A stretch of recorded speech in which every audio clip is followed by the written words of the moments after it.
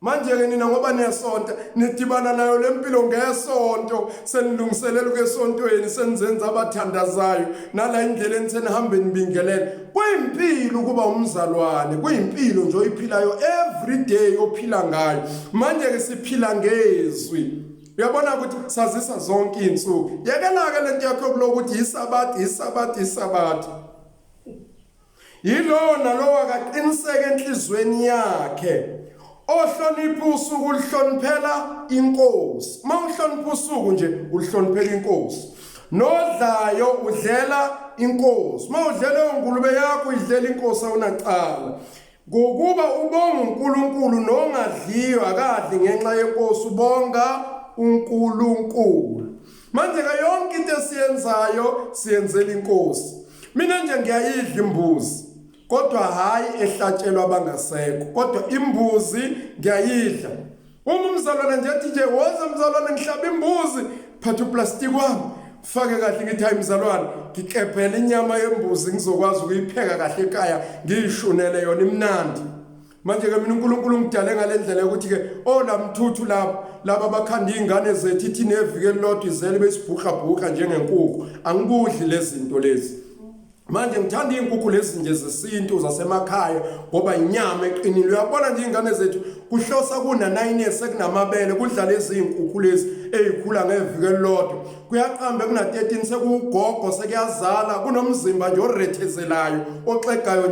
njengazo lezi inkukhu lezi abayidlayo manje kanguthandi mina ukudla lezi zinto manje imbuzi ke iqinile inyama ehlala lapha esigangeni zidla ihlahla manje momzalwane ethi nansi inyama ngiyahamba ke ngiyodla inyama yembuzi sidle ngize ngikhotha umlomo ngincindizane as long ngingahlatshelwanga abangasekho manje ke ngiyacacisa ke kini bazana iyekeleni ke lentweni endoni ithi hayi thina sibambe lokho sibambisa abathe la behluli isabathu uNkulunkulu wamisa insindiso uthi sivumelane esidala wasichitha ngoba sasingalunganga asifundeni incwadi bazalwane yamaHebheru chapter 8 yonke lento isezwini uyabona ke uma wena lokuthi hayi mina thina sikuthatha ezwini wena lokho kwakho ubuya nakho kuphi isifundo sithathaphi wena ngoba yonke lento isezwini likaNkulunkulu unumber amaHebheru chapter 8 uverse number 7 ukuze mawuma lithi iBhayibheli uma benibuza ithemba lenu ukuthi liyini yibani nempendulo nikwazi ukubaphendula ukuthi liyini ithemba lenu linguNkulunkulu ophilayo manje nikwazi ukufundisa into eningayazi fundisani into eniyaziyo nani eniyibonile esezwini likaNkulunkulu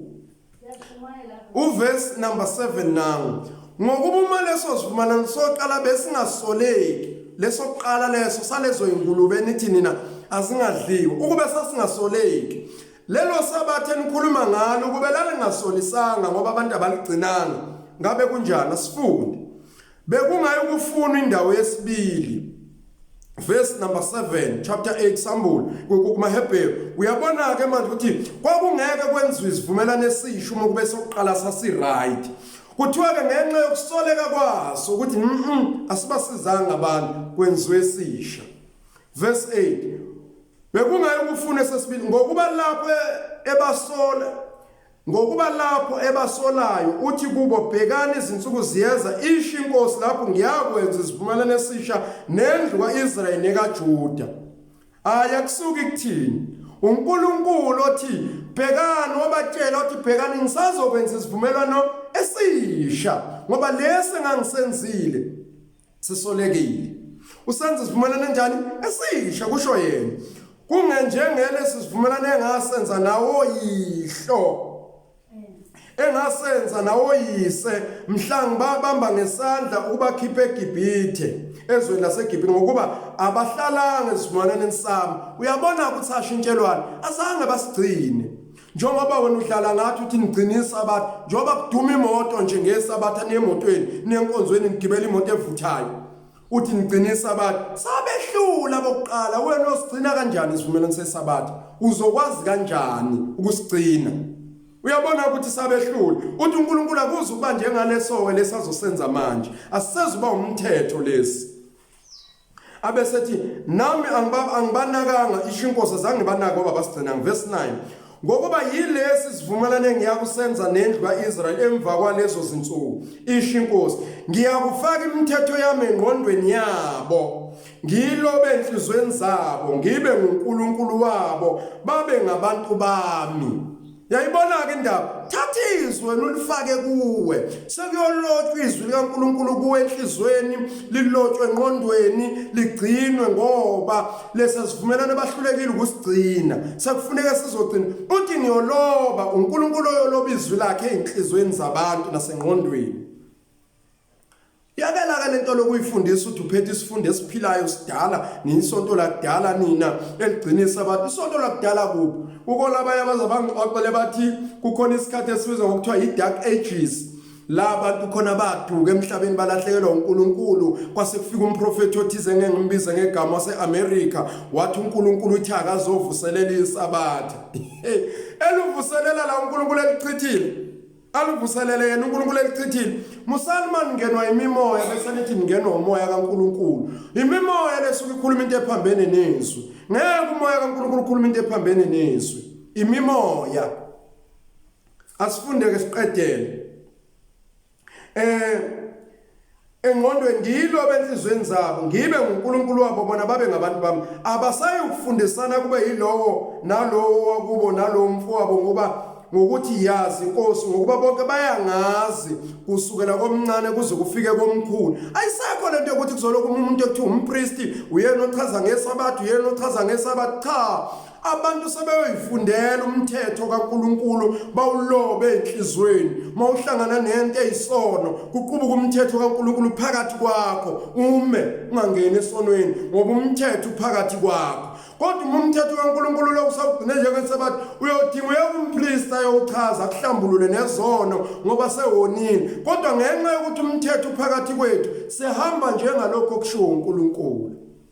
Ilokho bengifisa ukuchaza namhlanje ekseni kulo lonke ibandla likaNkulunkulu ukuthi anikho wrong abakhonza ebusuku nabakhonza emini nabakhonza nini nangaluphi usuku akukho cala lithi izilenkosi kodwa qiniseka ukuthi uyikhethele kodwa yazi ukuthi awucindezela abantu ngokuthi kungumthetho kaNkulunkulu isivumelane esidala leso sabehlula abakwazanga ukusigcina uNkulunkulu wenze isikha sokuloba imithetho yakhe enhlizweni zabantu kungakho masishumela sithi umuntu akamukela uJesu ngoba usuke emukela imithetho yonke kaNkulunkulu makungena uJesu kungena imithetho noJesu ihlale kumuntu uma uJesu nomoya ingcwele bemusa kumuntu kubusa yona imithetho ingakho umangala ukuthi hawu usibani ngoba kade yayiphuzela nje unele nje wathi usemukela uJesu wayekutshwana lento engene kuye iyona emiyekisa izinto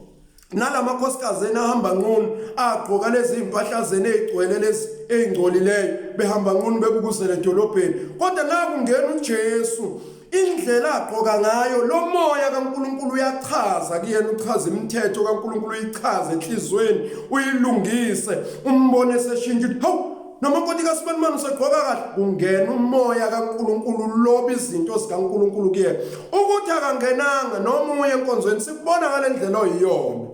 ukuthi noma ungaya kodwa unawo umoya kaNkulunkulu izinto zenzayo azikukhomba ukuthi nomoya kaNkulunkulu noma ushumayela njengoba nishumayela nje nishumayela nibuye nolala izingane zabantu ekugcineni nenza yonke lemikhuba eniyenzayo iyona ncazo ukuthi aninawo umoya kaNkulunkulu aningenwanga akulotshwanga imithetho kaNkulunkulu nigcina lona isabatha lele nigcina nigile nayo imikhuba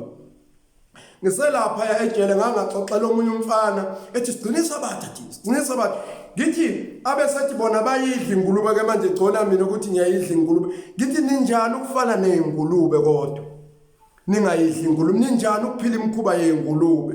ninjani ukwenza izinto ezenziwa zingulube nibe ningayidli buka ngiyayidla kodwa imikhuba yobungulube ngidede kude lenayo ngisondeli kodwa nina nidli kodwa nigcwele ubungulube loba buthi unonkosikazi oyedwa ubufunana nezingane esontweni ozoyilala futhi ufuna ukushada omunye ngoba into edala unganeliswa yilento ubungulube kuwena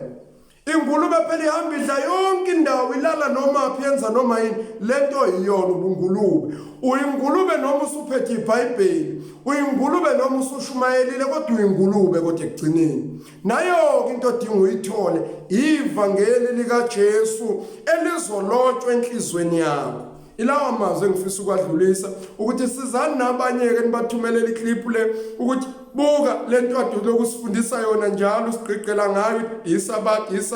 ayisizanga umuntu. Izoqala ngawo yahlula abangaphambili kwakho ngeke kusize nawe umosha isikhathi.